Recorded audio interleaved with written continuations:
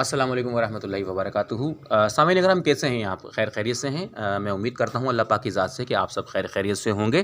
ہمارے آج کے اس آڈیو میں ہم آپ کی ملاقات کروائیں گے ایک معروف عامل سے جن کا تعلق اہل حدیث مسلک سے ہے۔ ہم ان سے کچھ بات کرتے ہیں۔ السلام علیکم سر۔ وعلیکم السلام ورحمۃ اللہ وبرکاتہ۔ سر، اپنا تعارف کروانا چاہیں گے آپ؟ میرا نام عامر ہے اور الحمدللہ اللہ کی توفیق سے میں اہل حدیث مسلک سے ہوں۔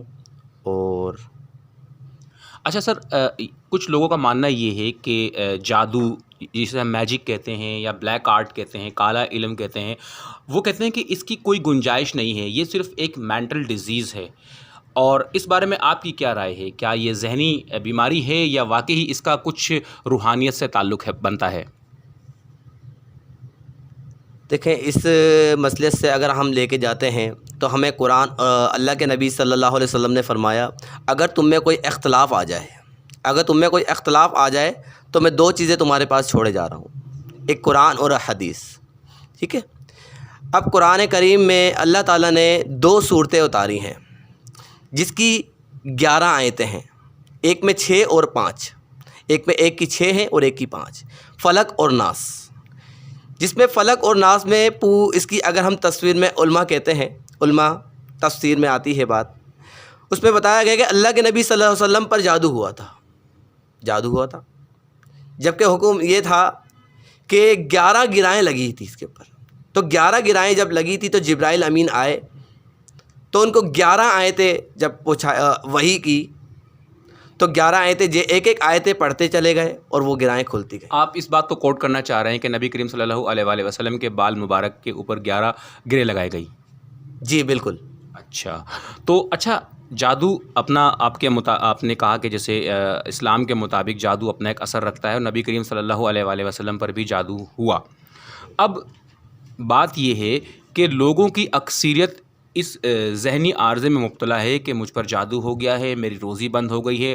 اب ظاہر سی بات ہے، آج کل کے معاشرے میں اگر دیکھا جائے، ہر بندہ کسی نہ کسی طرح پریشان ہے، کیونکہ زندگی ایک امتحان گاہ ہے۔ کوئی روزی کی وجہ سے پریشان ہے، کوئی رشتے کی وجہ سے پریشان ہے، کوئی کاروبار کی وجہ سے پریشان ہے، کوئی اولاد کی نافرمانی کی وجہ سے پریشان ہے، تو کسی کا کوئی کام بنتا دکھائی نہیں دیتا، وہ اس وجہ سے پریشان ہے۔ لیکن لوگ کیا کرتے ہیں کہ کچھ عامل ایسے ہیں جو کہتے ہیں کہ تمہارے اوپر بندش ہے، تمہارا کاروبار بند کر دیا گیا ہے، تمہاری اولاد کے رشتے بند کر دیے گئے ہیں، لہٰذا اب آپ ہمارے پاس آئیں، ہمیں اتنے بکرے دیں، اتنے پیسے دیں، اتنے ہمیں آپ جو ہیں وہ سونے کے سکے دیں، یا اتنی ہمیں آپ بکرے کی جو ہے وہ کھالے دیں۔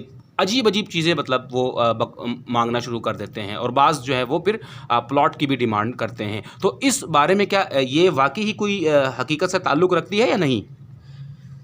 دیکھیں، اللہ تعالیٰ اس میں قرآن میں فرماتا ہے، آخری صورت ہے جیسا کہ ابھی میں نے کہا فلق اور ناس، ٹھیک ہے، اس پہ فرمایا الذی یوسوس فی صدور الناس۔ ٹھیک ہے، یہ شیطان جو ہے نا ہمارے دلوں کے اندر وسوسے ڈالتا ہے کہ یہ اس طریقے کی اگر بیماری آئی ہے تو اس طریقے سے علاج لیا جائے۔ اور اس میں اللہ تعالیٰ نے قرآن کی آخری آیت، بالکل آخری آیت میں من الجنۃ والناس، شیطان جو ہے نا انسانوں میں بھی ہے اور جناتوں میں بھی ہے۔ ٹھیک ہے نا، یہ انسانی شیطان ہے جو یہ لوگوں کو گمراہ کر رہے ہیں، لوگوں کو باطل راستوں پر لے کے جا رہے ہیں۔ حق راستہ اللہ نے کہا قرآن کریم میں، حق راستہ حدیث، قرآن اور حدیث ہے، جبکہ ہم نے وہ چھوڑ دیا ہے۔ آج ہماری یہ بیماریاں، یہ پریشانیاں ہم پر مسلط ہو چکی ہیں، یہ ہمارے ہی اعمالوں کے بقول ہو چکی ہیں۔ کیوں؟ الذی یوسوس فی صدور الناس، ہم شیطان کی بات کو مانتے ہیں کیونکہ وہ تو دلوں میں وسوسے ڈالتا ہے، پر جب ہم عمل کرتے ہیں تو پھر وہ اس کا اثر شیطان کا جاتا ہے۔ تو اللہ تعالیٰ نے سورہ زخرف آیت نمبر 36 میں فرمایا کہ جو شخص رحمان سے غافل ہو جاتا ہے، یعنی اللہ رحمان سے غافل ہو جاتا ہے، جو اللہ کے صحیح راستے سے بھٹک جاتا ہے، تو ہم خود اس کے اوپر شیطان مسلط کر دیتے ہیں، پھر وہ اسی کے ساتھ رہتا ہے، اسی کے ساتھ سوتا ہے، اور جو جس راستے پہ جانا چاہتا ہے ہم اس کو اسی راستے پہ لگا دیتے ہیں۔ کیونکہ جب انسان اپنے عہدوں کو چھوڑ دیتا ہے، قرآن کو سنتا بھی ہے، عمل چھوڑ دیتا ہے، قرآن صرف ایک عام کتاب سمجھتا ہے، تو جان لیجئے، آپ اس بات کو سمجھ لیجئے کہ شیطان اس کا دوست ہو چکا۔ اچھا، کیا آپ اس بات کو سمجھتے ہیں کہ اللہ پاک نے فرمایا ہے قرآن مجید میں، کہیں میرا اتنا علم نہیں ہے لیکن میں بات کر رہا ہوں، کہ آخرت میں ہم انسان پر جنات چھوڑ دیں گے؟ اس میں اللہ تعالیٰ نے کہا جب تمہیں اٹھایا جائے گا تو یہ اس طرح اٹھایا جائے گا ان لوگوں کو جس طرح ایک روح چمٹ قرآن انسان کا جنات پر اس طرح حمل ہو جاتا ہے، چمٹ جاتا ہے، اس طرح چمٹتے ہیں. اور اسی طرح اللہ کے نبی صلی اللہ علیہ وسلم نے فرمایا کہ انسان کے اندر، ان کی رگوں کے اندر نا خون کی طرح گردش کرتا ہے شیطان. اچھا، اگر میں آپ سے جن کی ڈیفینیشن پوچھوں، جن کی تعریف پوچھوں، تو جن کیا ہے؟ جن بالغیبی ہم پڑھتے ہیں نا، سورہ بقرہ کی شروع کی آیتیں، الف لام میم ذالک الکتاب لا ریب فیہ ھدی للمتقین الذین یؤمنون بالغیب. یہ مومن کی ایک صفت ہے، بالغیبی، جو غیب پر بھی ایمان لاتے ہیں. غیب پر، یہ غیب جنوں میں بھی اگر ہم قرآن مجید فرقان حمید کی شروع کی آیات کا مطالعہ کرتے ہیں سورہ بقرہ کی، کہ الذین یؤمنون بالغیب ویقیمون الصلاۃ ومما رزقناہم ینفقون، تو غیب سے مراد ملائکہ اور غیب سے مراد اللہ پاک کا جو ہے، ایک اللہ پاک کی صفت ہے کہ اللہ پاک باطن ہے، اور جنت اور جہنم یہ بھی ہم سے غیب ہیں، ہمیں یہ دکھائی نہیں جا چکی ہیں ابھی تک. تو کیا ان سے مراد یہ بھی ہے؟ یہ تمام چیزیں غیب میں آ جاتی ہیں. بالغیبی جس طرح ہم آیت الکرسی پڑھتے ہیں، اللہ نے حکم دے دیا جو شخص آیت الکرسی پڑھتا ہے رات کو سونے سے پہلے، ایک فرشتہ اللہ تعالیٰ، ایک محافظ رات بھر اس کی حفاظت کرتا ہے. تو ہمارا ایمان ہے، ہم آیت الکرسی رات کو جب پڑھ کر سوئیں گے تو ہمارے پاس ایک فرشتہ ہماری رات بھر حفاظت کرے گا. اچھا، جن کے جو میں نے جہاں تک مطالعہ کیا، جن بیسیکلی چھپی ہوئی چیز کو کہا جاتا ہے، ایک چیز جو نظر نہ آئے. لیکن کچھ لوگ کہتے ہیں کہ جن انسانوں کو نظر آتا ہے. کچھ عامی لوگوں کو یہ کہنا ہے کہ جن ایسے انسان کو نظر آتا ہے جس کی بصارت تیز ہوتی ہے یا جو دیکھ سکتا ہے، اور بعض لوگوں کو یہ نظر نہیں آتا. تو کیا جن نظر بھی آتا ہے؟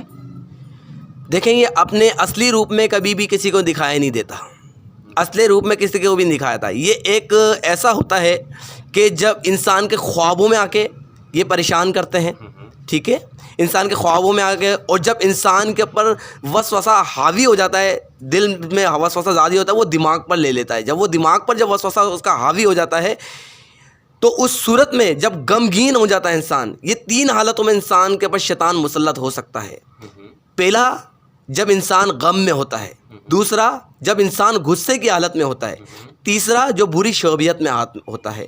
اس صورت میں انسان کے اوپر یہ مسلط ہو سکتے ہیں، اور یہ اصلی روپ میں دکھائی نہیں دیتے، یہ انسان کو خوابوں میں آ کے تنگ کرتے ہیں. اچھا، نفسیات کا جہاں تک تعلق ہے، نفسیات اور میڈیکل سائنس، جسے سائیکالوجی ہے اور میڈیکل سائنس ہے، تو اس میں ان چیزوں کی کوئی گنجائش نہیں ہے. وہ کہتے ہیں کہ جنات انسان پر حاوی نہیں ہو سکتے ہیں، یہ انسان کے اپنے خیالات ہیں، یہ مینٹل ڈس آرڈر ہو سکتا ہے، اس کو کوئی ذہن میں ایسا بوجھ پیدا ہوتا ہے یا وزن پیدا ہوتا ہے جس کی وجہ سے وہ چیخیں مارتا ہے، چلاتا ہے. لیکن ایک پروفیشنل جو عامل ہے وہ پیسے کمانے کے لیے طرح طرح کی ایک اسٹوری بناتا ہے، طرح طرح کی کہانیاں گھڑتا ہے کہ اس پر ایسا ہوا، اس پر ویسا ہوا، فلاں نے اس پہ ویسے کیا. آپ کے کتنے دشمن ہیں؟ پھر ظاہر سی بات ہے، دوست اور دشمن تو ہر کسی کے ہی ہوتے ہوں گے، تو اس کا شک جاتا ہے اپنے کسی عزیز پر یا کسی رشتہ دار پر یا کسی دوست پر. تو آپ کیا سمجھتے ہیں کہ واقعی ہی میڈیکل سائنس اور سائیکالوجی یہ تمام باتوں کو صحیح کہتی ہے؟ دیکھیں، اس کی دلیل اللہ تعالیٰ نے قرآن کریم میں سورہ بقرہ آیت نمبر 102 میں بتا دی ہے کہ وَاتَّبَعُوا مَا تَتْلُو الشَّيَاطِينُ عَلَىٰ مُلْكِ سلیمان، کہ یہ سلیمان السلام کی سلطنت میں شیاطین یہ جادوئی کتابیں پڑھا کرتے تھے، ٹھیک ہے. اور یہ سلیمان السلام کفر نہیں کرتے تھے، یہ کفر شیطان کرتے تھے، یہ سحر یعنی جادو کیا کرتے تھے، ٹھیک ہے. پھر اللہ تعالیٰ نے ہاروت اور ماروت کو بھیجا صرف اور صرف آزمائش کی صورت میں ان لوگوں پر، ٹھیک ہے. تو یہاں پر یہ جو بتائی جاتے ہیں لوگ، جس طریقے سے سائنس کہتی ہے کہ یہ سر بھاری ہو جاتا ہے، یہ ایک سائیکو کا معاملہ ہے، سائیکو کا مسئلہ ہے جس کی وجہ سے یہ چیزیں ہو جاتی ہیں. دیکھیں، ہم اس کو جب تک صحیح طرح نہیں سمجھ سکیں گے جب تک ہم قرآن اور حدیث پہ نہیں آئیں گے، جب تک ہم نبی پاک صلی اللہ علیہ وسلم کی سیرت کو نہیں پڑھیں گے، ان کی دعاؤں کو نہیں پڑھیں گے. دعائیں پڑھ کر دیکھ لیں آپ، تمام دعاؤں کے اندر آپ بتایا جا رہا ہے اللہم انی، اللہم انی ربی، اے میرے اللہ. یہ ہر جگہ یہاں پر یہ بات آئی جا رہی ہے، اللہم انی اعوذ بک. اچھا، عامل مرد کا یا عاملہ جو بھی عامل مرد کا عورت کے ساتھ اختلاط، عورتوں میں اس کا اٹھنا بیٹھنا، ہاتھ لگانا اور ان کے سر پر ہاتھ پھیرنا، کیا دین اس بات کی ہمیں اجازت دیتا ہے؟ میں دین کی بات اس لیے کر رہا ہوں کیونکہ بہت سارے لوگ جو کہتے ہیں کہ بحالت مجبوری ڈاکٹر بھی چیک اپ کرتا ہے تو وہ جو ہے عورت کے گلے پر یا سینے پر اس کا چیک اپ کر سکتا ہے کیونکہ ڈاکٹر ایک باپ کی طرح ہوتا ہے۔ تو کیا دین اس بات کی اجازت دیتا ہے کہ ایک عامل عورت پر پانی چھڑکے، اس پر ہاتھ پھیرے اور اس کو جو ہے وہ اس کے بالوں پر اپنے ہاتھوں کو لگا کر دم کرے؟ کیا آپ کیا سمجھتے ہیں اس بارے میں؟ دیکھیں اس میں ہماری کئی بہنیں، کئی مائیں ان جگہوں پہ جا کے یقین یعنی ان کے اپنے مالوں کو بھی خراب کرتی ہیں اور اپنی عزتوں کو بھی خراب کرتی ہیں ان عالموں کے پاس جا کر، کیونکہ یہ عالم اس سے فائدہ اٹھاتے ہیں۔ یہ غیب ہے، یہ دکھتے نہیں ہے نا، یہ چیز دکھائی نہیں دیتی نا، تو اس سے یہ فائدہ اٹھاتے ہیں۔ یہ کس طرح فائدہ اٹھاتے ہیں؟ وہ اس طرح فائدہ اٹھاتے ہیں کہ کیونکہ عورت جو ہوتی ہے نا وہ ذرا کم عقائد کی ہوتی ہے، کم سینس کی ہوتی ہے، کیونکہ وہ جلدی بات میں آ جاتی ہے، جلدی بات میں آ جاتی ہے، تو اس سے یہ فائدہ اٹھاتے ہیں، وہ کم عقلی سے فائدہ اٹھاتے ہیں۔ تو اس میں طریقہ کار یہ ہے، یہ جو ثابت ہے دم کے طریقہ، جبکہ اللہ کے نبی صلی اللہ علیہ وسلم نے کسی بھی عورت کو دم نہیں کیا، کیونکہ اللہ کے نبی صلی اللہ علیہ وسلم کے پاس ایک عورت آئی تھی، اس کو مرگی کا دورہ پڑتا تھا، اس کو مرگی کا دورہ پڑتا تھا، تو آپ جب آئی اور کہنے لگی کہ آپ وسلم میرے کو یہ اس طریقے سے مجھے تکلیف ہوتی ہے، تو بتایا گیا اگر اے بندی اگر تو صبر کرے گی تو اللہ تجھے جنت دے گا۔ آج بتائیے کہ ہمارے پاس صبر کہاں چلا گیا؟ ہمارے پاس صبر ختم ہو گیا۔ اللہ کہتا ہے یا ایھا الذین آمنوا استعینوا بالصبر والصلاۃ، اے ایمان والوں کو مخاطب کر کہہ رہا ہے، پر ایمان کہاں ہے ہمارا؟ ایمان ختم ہو گیا، ہمارا ایمان عاملوں پر چلا گیا، ہمارا ایمان تعویذوں پہ چلا گیا، ہمارا ایمان ڈوریوں پہ چلا گیا، ہمارا ایمان ان جگہوں پہ چلا گیا جہاں پر اللہ نے سختی سے منع کرا ہے کہ اے ایمان والو اگر تم چاہتے ہو مجھ سے مدد، اگر تم چاہتے ہو بیماری سے شفا، اگر تم چاہتے ہو تمہارے معاملات کا حل، تو دو طریقے سے مجھ سے مدد مانگو، یا ایھا الذین آمنوا استعینوا بالصبر والصلاۃ، نماز سے اور صبر سے مجھ سے مدد مانگو، یہ ہے اصل طریقہ۔ آج ہماری بہنیں اپنی اعمالوں کے بقول ان کے جا کے ہاتھوں میں آتی ہیں، یہ خود اپنے اعمالوں کے بقول آتی ہیں، اپنی نفسیات کے معاملات میں آتی ہیں، اس سے کئی گھر اجڑ چکے ہیں۔ اچھا عامر بھائی، ایک سوال یہ ہے آپ سے کہ تعویذ باندھنا لٹکانا، میں نے ایک حدیث پڑھی تھی کہ من علق تمیمہ فقد اشرک، جس نے باندھا تمیمہ، ڈوری، دھاگا یا تعویذ اپنے ہاتھ پر یا اپنے گلے میں یا پیر میں، کچھ لوگ ہوتے ہیں وہ اونٹ کی یا میرے خیال ہاتھی کے دانت کی ہڈی بھی پیر پہ لگاتے ہیں اور کہتے ہیں کہ اس سے جو ہے وہ پیر کا درد جاتا رہتا ہے۔ اگر اس کے کوئی سائنٹیفک اس کے کوئی فیکٹس ہیں واقعی اس ہڈی کے، تو میں اس بارے میں کچھ نہیں کہہ سکتا، لیکن کچھ لوگ نمبر 1 2 3 4 یا اس طرح سے، اور میں نے ایک پرچی دیکھی تھی جس پہ یا حامان یا قارون اور اس طرح کے کچھ شیطانی نام بھی اس پہ جو ہے وہ لکھے ہوئے دیکھے تھے، اور اس کو کھول کر چھوٹی سی پرچی اس کو لپیٹ کر چمڑے میں اس کو ڈال کر اور ڈوری ڈال کر اور وہ لوگوں کو دیتے ہیں، اور اس کو میں نے دیکھا ہے کہ کراچی کے ایک علاقے میں اس کو لوگوں نے بزنس بھی بنایا ہوا ہے۔ تو اس پہ کیا کرتے ہیں کہ کہتے ہیں کہ آپ جائیں اور آپ اس بندے سے یہ جو ہے وہ تعویذ جو ہے وہ سلائی کروائیں، اسٹیچنگ کرائیں، اس کی جو بھی کروائیں، تو وہ اس طرح سے جو ہے وہ اس کی اسٹیچنگ کرانے کے بعد کیا کرتے ہیں، پھر وہ بولتے ہیں کہ بھائی اس کے آپ 30 روپے 40 50 100 روپے جو بھی ہیں وہ اس کے آپ دیں۔ تو تعویذ باندھنا لٹکانا، اس کی اسلام میں کیا گنجائش ہے؟ کیا باندھ سکتے ہیں یا نہیں؟ دیکھیں ہمارے معاشرے میں سب سے زیادہ بگاڑ یہیں سے شروع ہوا ہے۔ انما الاعمال بالنیات، عمل کا دار و مدار نیت پر ہے، ٹھیک ہے۔ آج کل معاشرے میں لوگوں کو بیوقوف کس طرح بنایا جا رہا ہے، کہا جا رہا ہے کہ قرآن کریم کا تعویذ ہے، اور جب سوال ان سے پوچھا جاتا ہے تو کیا کہتے ہیں، میرے والد کا نام تھوڑی ہے، میری ماں کا نام تھوڑی ہے، یہ اللہ کا نام ہے، اللہ کا کلام میں نے باندھا ہوا ہے۔ آپ لوگ سے، میرے بھائیوں اور میری بہنوں، آپ لوگوں سے میں یہ سوال کرتا ہوں کہ جب آپ اللہ کے قرآن کو، یعنی اللہ کا پاک نام جب آپ اپنے سینے پہ لٹکاؤ گے، اپنے جسم پہ لٹکاؤ گے، کیا آپ بتائیں، کیا آپ کے اندر سے پسینے کی اسمیل نہیں آتی ہے؟ کیا آپ باتھ روم میں نہیں جاتے ہیں؟ پاک نام ہے میرے رب کا، اور ہم ناپاکی میں لے کے جا رہے ہیں, باتھ روم میں لے کے جا رہے ہیں, حاجت کر رہے ہیں, اس کو لے کے جائیں. آج اگر میں قرآن کریم کسی چمڑے سے, کسی کپڑے سے, کسی تھیلی سے لپیٹ کے اگر آپ لوگوں کو میں دوں اور میں کہوں جائیے حاجت کے لیے, کیا آپ جائیں گے؟ نہیں جائیں گے, نعوذ باللہ من ذالک, نہیں جائیں گے, نعوذ باللہ ذالک. تو ہم جانا بھی کیوں؟ مسلمان پہ شعبہ نہیں ہے یہ. اب یہ کفار والا جو کافر ہیں وہ اس طریقے سے اپنے کام کو حائل کر رہے ہیں. قرآن کریم کو حاجت کی جگہ پر لے کے جایا جا رہا ہے. دیکھیے قرآن کریم کو لٹکا کر گندی گندی گالیاں بکی جا رہی ہیں, ناپاک باتیں, غیبتیں, گندی اسمیل آ رہی ہے, غسل کا پتہ نہیں ہے. تو سوچے اللہ کے قرآن کو لٹکا کے مسلط کیا ہوا, جتنا یہ ناپاکی میں جائے گا اتنا شیطان اس کے اوپر حاوی ہو جائے گا. اچھا عامر بھائی, ایک روایت یہ بھی ملتی ہے کہ نبی کریم صلی اللہ علیہ وآلہ وسلم نے چھوٹے بچوں کے گلے میں آیتیں ڈال کر لٹکائیں, تو اس بارے میں آپ کا کیا کہنا ہے؟ اللہ کے نبی صلی اللہ علیہ وسلم کے بعد ایک صحابی آئے اور کہنے لگے, ایک شخص آیا, کہنے لگے کہ مجھے تعویذ دو, تعویذ. اللہ کے نبی صلی اللہ علیہ وسلم نے کچھ دعا دی ان کو, کہا پڑھنے کو, کہا کہ یہی میرا تعویذ ہے. اللہ کے نبی صلی اللہ علیہ وسلم نے اس شخص کو کیا دیا؟ پڑھنے کو تعویذ دیا, لٹکانے کو نہیں دیا. یہ کہیں بھی روایت نہیں آتی ہے, اگر ہے تو وہ ضعیف میں. چھوٹے بچوں کی جو روایت ایک بیان کرتے ہیں ہمارے بڑے کراچی کے جو بڑے دارالعلوم کے جو علماء کرام ہیں, وہ اس کو بیان کرتے ہیں کہ نبی کریم صلی اللہ علیہ وآلہ وسلم نے, آپ اس پہ مطالعہ کر سکتے ہیں مزید بارہ, تو کہتے ہیں کہ چھوٹے بچوں کے گلے میں وہ ڈال کر لٹکائے تھے.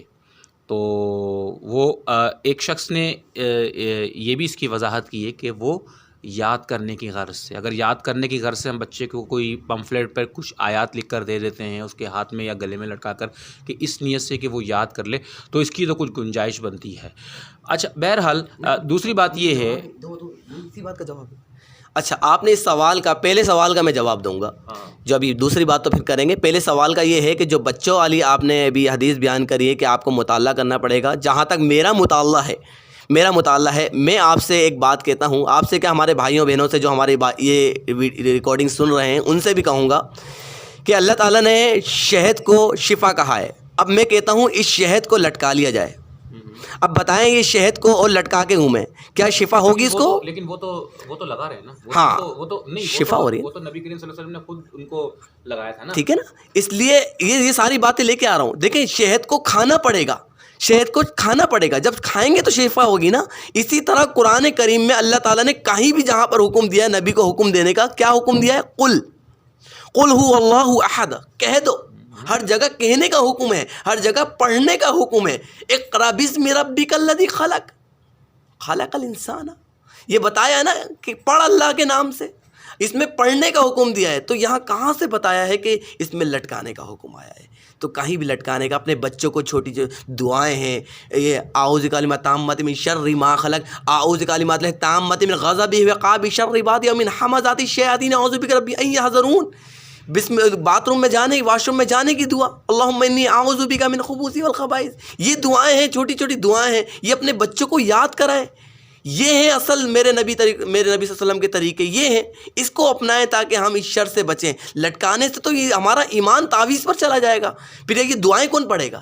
چلیں عامر بھائی, یہ تو ہو گیا ایک اس کا کہ کیا کرنا چاہیے اور کیا کرنا نہیں چاہیے. میں آپ سے یہ پوچھنا چاہتا ہوں کہ اب تک آپ نے کتنے پیشنٹس کو آپ نے اب تک ٹریٹ کیا ہے؟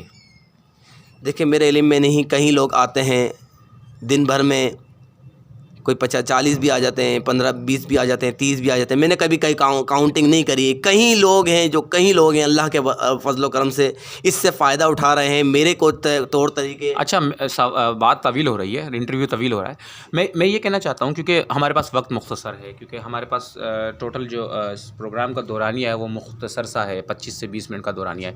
تو میں یہ آپ سے یہ پوچھنا چاہتا ہوں کہ کیا آپ دم کرنے کے یا لوگوں کا علاج کرنے کے, کیا آپ ان سے کوئی ڈیمانڈ وغیرہ کرتے ہیں؟ اس طرح بکرے کی سیریا لے کر آؤ, اور جو ہے اتنے پائے چاہیے مجھے, مجھے مرغیاں چاہیے, اس طرح کی ڈیمانڈ آپ کچھ کرتے ہیں عوام سے؟ دیکھیں پہلی بات تو یہ ہے کہ جو لوگ ان جو دعائیں بتاتے ہیں, نماز کا بتاتے ہیں, قرآن کریم کا بتاتے ہیں, جو لوگ اللہ کے راستے پر چلنے کا حکم دیتے ہیں، بتاتے ہیں، سارے معاملات جو ہے اللہ کی طرف راغب کرتے ہیں، اور یہ بھی کہتے ہیں کہ بیماری اللہ کی طرف سے، شفا اللہ کی طرف سے، اور نماز پڑھ کر اللہ سے مدد مانگو، قرآن کریم پڑھ کر اللہ سے شفا مانگو، میرے نبی صلی اللہ علیہ وسلم کی جو چھوٹی جو دعائیں ہیں وہ پڑھ کر اللہ سے دعا وہ مانگو، تو وہ شخص کیسے ہو سکتا ہے کہ وہ اتنی فریادیں وہ کرے گا؟ صحیح. اچھا تو آپ میرا سوال یہ ہے کہ آپ پیسے لیتے ہیں دم کرنے کے؟ نہیں، بالکل پیسے نہیں لیتے. ہماری صرف ایک لالچ ہے اس کام کو کرنے کی. ہماری یہ لالچ ہے کہ ہمارے سارے کے سارے بھائی صحیح عقائد پر اور صحیح راستے پر آ جائیں، باطل راستوں سے نکل جائیں اور حق راستے کو تھام لیں. اچھا، کچھ لوگ کہتے ہیں مزار پر جانے سے یا درگاہ پر جانے سے ادھر سے بندے میں حاضری آتی ہے، اور وہ میں نے خود بھی ایک بار ایکسپیرینس کیا تھا. ایک خاتون مزار پہ جا کر تڑپ رہی تھی. میں عبداللہ شاہ غازی کے مزار پہ آج سے تقریباً کوئی 20-25 سال پرانی بات ہے. تو اس وقت ایک عورت واقعی ایک عجیب طرح کی اس کی کیفیت ہو رہی تھی. تو کیا واقعی کوئی اس چیز کی کوئی ریئلٹی ہے؟ اس میں میرے بھائی تھوڑی سی بات میں تھوڑی سی لمبی کروں گا، تھوڑی سی میری بات پوری سنیے گا، یہ پوری غور طریقے سے سنیے گا. بھائی نے جو سوال کیا ہے یہ بہت ہی آج کے وقت پہ بہت ہی ضروری ہے یہ بات کو سمجھنا. تو اس بات کو ذرا غور و فکر سے سمجھ لیں. دیکھیں، جو یہ ہمارے پر ہم جو یہ مزاروں پہ جاتے ہیں نا، دیکھیں مزاروں پہ جاتے ہیں ہم لوگ، کہتے ہیں کہ ہمارے یہ ولی ہیں، ہاں ہمارے وہ نیکوکار ہیں. دیکھیں، جو نیکوکار جو ولی ہوتے ہیں وہ کس کی اطاعت کرتے ہیں؟ وہ کس کا کلمہ پڑھ کر ولی بنے ہیں؟ کس کی بات مان کر ولی بنے ہیں؟ ٹھیک ہے، کس کے حکم کے تابع چلتے ہیں؟ کس کی اطاعت کرتے ہیں؟ اللہ کے نبی صلی اللہ علیہ وسلم، کیونکہ انہوں نے کلمہ پڑھا ہے لا الہ الا اللہ محمد رسول اللہ. ٹھیک ہے، اطاعت کرتے ہیں اللہ کی اور نبی کی اطاعت کرتے ہیں نا. اب دیکھیں، نماز بھی پڑھتے ہیں تو محمد صلی اللہ علیہ وسلم کے طریقے. کیا اللہ کے نبی صلی اللہ علیہ وسلم نے کبھی حکم دیا ہے کہ میرے پاس آؤ سجدے کرو، میرے پاس آؤ یہ ڈوریاں باندھو، میرے پاس آؤ یہاں پر نشے والے کام بھی کرو، سارے کام کرو؟ اصل میں کچھ لوگ ادھر جو ہے وہ تعظیم کے لیے بھی جاتے ہیں. کچھ لوگ کہتے ہیں کہ بھائی ہم مزار کو سجدہ نہیں کرتے ہیں، نہ ہی ہم ان سے مدد مانگتے ہیں، ہم صرف ایک محبت اور عقیدت میں ادھر جاتے ہیں. تو ایسے شخص پر تو ہمیں کوئی یہ رائٹ نہیں بنتا نا کہ ہم ان پر کوئی فتوے لگائیں یا ان کے خلاف کوئی بات اٹھائیں. اللہ کے نبی صلی اللہ علیہ وسلم نے فرمایا کہ جب انسان اپنے قبرستان جایا کریں کس لیے جایا کریں؟ وہ عبرت کے لیے، ہاں بالکل عبرت کے لیے جایا کریں. ٹھیک ہے، حکم اللہ کے نبی کا یہ ہے نا کہ اس کا مفہوم بتا رہا ہوں میں کہ عبرت کے لیے قبرستان جایا کریں تاکہ کل کو تم نے بھی ادھر آنا ہے، اس صورت میں جائیں. اب ریوت دعا کی، کئی لوگ بولتے ہیں کہ ہم ان کے حق میں بھی دعا کرتے ہیں، ان جگہ جا کے دعائیں کرتے ہیں. تو دعا تو اللہ نے کہا کہ اے بندے تو جہاں کہیں بھی ہے، جہاں بھی ہے تو اللہ پر ایمان رکھ اور وہیں اللہ سے آگے تو عاجز ہو جا، اللہ وہیں دعاؤں کو قبول کر لیتا ہے. تو اس لیے ہمیں غور و فکر یہ کرنا چاہیے کہ ہمیں ایسی جگہوں پر نہیں جانا چاہیے جس جگہوں پر اللہ اور رسول کی بے حرمتی ہو رہی ہو. مطلب بے حرمتی سے مراد کہ وہاں پر غیر اللہ کو سجدے کیے جا رہے ہیں، مطلب قبر کو سجدے کیے جا رہے ہیں، پھولوں کا ہار پہنایا جا رہا ہے، قوال مطلب ڈھول بجا بجا کے اللہ رسول کا نام لیا جا رہا ہے. بتائیے کس مسجد میں اللہ رسول کی ڈھول بجا بجا کے نمازیں ہوتی ہیں؟ کبھی نہیں ہوتی نا. تو بتائیے وہاں مزاروں پہ ڈھول بجا بجا کے اللہ رسول کے نام کیوں لیے جاتے ہیں؟ یہ آپ سے سوال پوچھتا ہوں. اصل میں دیکھیں، میں آپ سے یہ پوچھ رہا ہوں کہ اس مقام پر لوگ صرف اس لیے جاتے ہیں کہ تاکہ ان کو عبرت حاصل ہو. مقصد کہنے کا یہ کہ اگر عبرت کے لیے بندہ جا رہا ہے، قبرستان جا رہا ہے یا کسی قبر پر جا رہا ہے عبرت کے لیے، تو وہ جا سکتا ہے. آپ کا مطلب پوائنٹ آف ویو یہ ہے کہ اگر وہ عبرت کے لیے قبرستان جا رہا ہے تو وہ جا سکتا ہے. لیکن اگر وہ اس نظریے سے جا رہا ہے کہ میں یہاں پر جا کے دعا مانگوں گا تو یہاں پر میری دعا جو ہے وہ زیادہ مقبول ہوگی بنسبت میرے گھر پر یا مسجد میں، تو میرا بھی یہ عقیدہ ایمان ہے کہ سب سے بہترین جگہ جو قبولیت کی ہے وہ مسجد ہے. فرض نماز کے بعد، اذان کے بعد، اور بھی جو سفر میں ہے انسان کی دعا قبول ہوتی ہے. تو میرا آپ سے آخر سوال یہ ہے کہ اگر آپ کے پاس کوئی فیمیل پیشنٹ آتی ہے تو آپ اس کا علاج کیسے کریں گے؟ دیکھیں، فیمیل پیشنٹ جب آتی ہیں تو ان کے طور طریقے سب سے پہلے یہ سمجھ لیجئے، کہیں بھی عامل اگر آپ لوگ کہیں بھی جائیں، اپنی بہنوں کو، اپنی ماؤں کو، اپنی اہلیہ کو لے کے جائیں، کہیں بھی لے کے جائیں، عامل کے طریقے دیکھ لیں. سب سے پہلے عامل سب سے پہلے خواتین کو پردے کا حکم دے گا. سب سے پہلے پردے کا حکم دے گا کہ وہ شخص پردے میں آئے. ٹھیک ہے، وہ عامل پردے میں آئے. دوسری وہ خواتین پردے میں آئے. دوسری بات، جب وہ دم کرے گا، جب وہ دم کرے جو بھی ہے اگر خاص اعتبار ہے، بہت ہی زیادہ اس کی حالت خراب ہے، اس پر کوئی حاضری پیشنس آ گیا ہے، کوئی شیطان اس کے پر چیز ظاہر ہوئی ہوئی ہے اس کے پر، ٹھیک ہے، چیز اس کے پاس ظاہر ہوئی ہوئی ہے، تو اس کے ہی مرد کو کہا جائے گا تو اس کو پکڑنے کا، ٹھیک ہے، وہ عامل نہ پکڑے، صحیح. وہ عامل بالکل نہ پکڑے، کیونکہ وہ مرد کے بنا پر کسی بھی عورت کو دم نہ کرے، اس کے گھر کا جب تک مرد نہ ہو کسی عورت کو دم نہ کرے وہ یہ، اور اس کو قرآن کریم سنائے، قرآن کریم سنا رہا ہے اور حدیث کے حوالے دے دے کے بتا رہا ہے اور دعائیں بتا رہا ہے، جبکہ تو وہ عامل صحیح ہے. جی سامعین کرام، اسی کے ساتھ ہمارے پروگرام کا وقت ختم ہوا چاہتا ہے.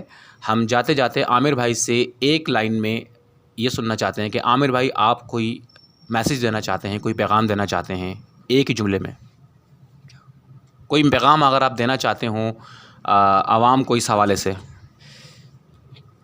میرے بہنوں اور میرے بھائیوں، جتنے لوگ بھی سننے والے ہیں اس آڈیو کو، اتنے تمام لوگوں سے میں ایک اپیل کروں گا. دیکھیں یہ بیماری جن، جادو، نظر، یہ بیماریاں ہیں جس کے بقول آج اس معاشرے میں ہمارے اعمال کے بقول ہو رہی ہیں.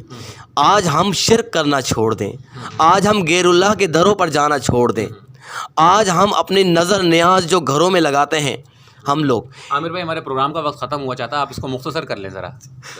نظر نیاز، یہ تمام چیزیں جو ہیں ہم اس سے بچ جائیں گے تو، اور تعویذ گنڈوں سے ہم جب بچ جائیں گے تو انشاءاللہ اس شر سے بھی محفوظ رہیں گے. 5 ٹائم کی ہم نماز پڑھیں، باوضو رہیں، اور فجر کی نماز کسی حال میں نہ چھوڑیں. ہر نماز کے بعد اخلاص، فلق، ناس اس کو کبھی نہ چھوڑیں. فجر کی نماز کے بعد 3 بار پڑھیں، مغرب کی نماز کے بعد 3 بار پڑھیں، باقی 3 نمازوں میں 1 بار پڑھیں اخلاص، فلق، ناس، اور سونے سے پہلے آیت الکرسی پڑھ کر سوئیں، باوضو ہو کر سوئیں.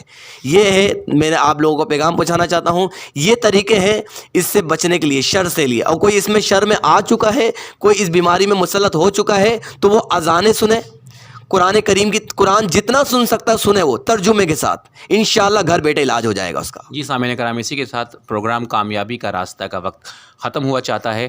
ہم کسی نئے آڈیو میں آپ سے دوبارہ ملاقات کریں گے. تب تک اپنا خیال رکھیے گا. اللہ نگہبان.